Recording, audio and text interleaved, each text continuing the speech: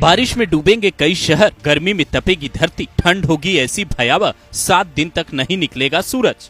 बाढ़ बारिश के बीच चौंकाने वाली भविष्यवाणी, धर्म बटेगा, भारत में जन्म लेगा महावीर मुक्तिदाता योद्धा।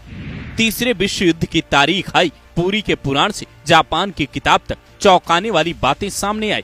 जिस हिसाब की बारिश देश में हो रही है, साल दर साल बाढ़ प्रभावित इलाके, मूसलाधार बारिश और बिजली गिरने से लोगों की मौतों का आंकड़ा बढ़ रहा है, वो साफ बता रहा है प्रकृति किसी बड़े खतरे का इशारा दे रही है, पर इंसान समझने को तैयार नहीं है।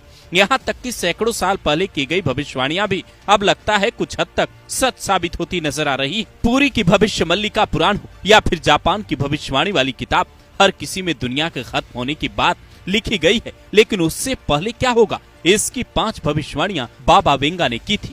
पहली, गर्मी में धरती तपेगी, ठंडे इलाकों में भी गर्मी का प्रकोप बढ़ेगा, बारिश में कई शहर डूब जाएंगे। दूसरी, एक वक्त पर ठंड ऐसी पड़ेगी कि बर्दाश्त से बाहर होगी, 7 दिन तक सूरज बिल्कुल नहीं निकलेगा। तीसरी, जब दुनिया संकट के दौर से गुजरेगी तो भारत में महावीर मुक्तिदाता योद्धा जन्म लेगा जो कई बड़े संकट को टाल देगा। चौथी, धर्म बंटने लगेगा, कई तरह के नए धर्म आ जाएंगे, लोग एक दूसरे को लड़ाने का भी काम करेंगे। पांचवी, तीसरा विश्व युद्ध जब होगा तो हिंद का प्राचीन देश भी इससे जूझता दिखेगा, दुनिया संकट से जूझेगी।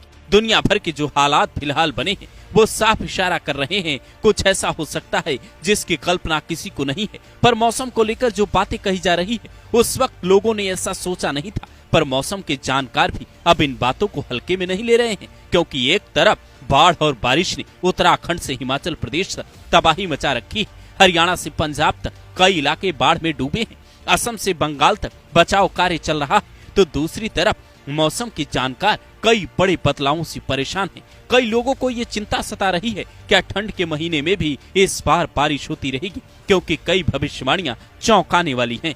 मौसम के जानकार कहते हैं देश में इस बार कम गर्मी पड़ना बड़े खतरे की निशानी है। मौसम पहाड़ और समुद्र के हिसाब से बदलता है, जैसे जैसे धरती का तापमान बढ़ रहा है उससे महासागर गर्म हो रहे हैं, ग्लेशियर भी तेजी से पिघल रहे हैं, नतीजा बाढ़ का खतरा बढ़ रहा है, मौसम असंतुलित हो रहा है, आने वाले दिनों में सर्दियां कम पड़ने लगेंगी, यहाँ तक कि बसंत ऋतु का असर भी कम हो जाएगा। इसका असर खेती बाड़ी और फल फूल पर भी पड़ेगा, यानी आम जिंदगी अस्त व्यस्त हो सकती है। इसीलिए ग्लोबल वार्मिंग के खतरे से निपटने पर ध्यान देना होगा।